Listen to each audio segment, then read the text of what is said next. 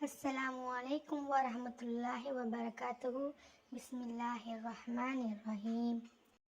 நாம இந்த பதிவுல அல்லாஹ்விற்கு விருப்பமான நன்மையால் கனமான வார்த்தைகள் பொருந்திய திக்ருவைத்தான் பார்க்க போகின்றோம்.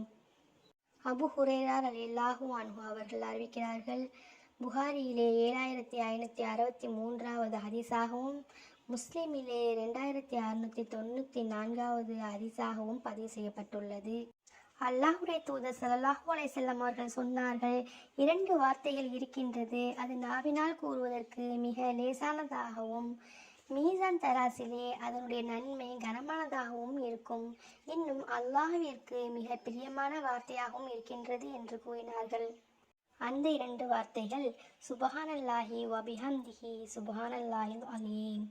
சுப்ஹானல்லாஹி வ பிஹம்திஹி என்றால் அல்லாஹ்வை புகழ்வதுடன் அவன் தூய்மையானவன் என்று நான் போற்றுகின்றேன்.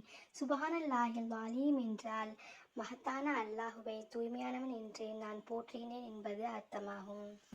நன்மைகளை அள்ளித்தரும் இந்த 2 வார்த்தைகளை நாமும் நேரங்கள் காலங்கள் கிடைக்கும் போதெல்லாம் பயன்படுத்துவோம்.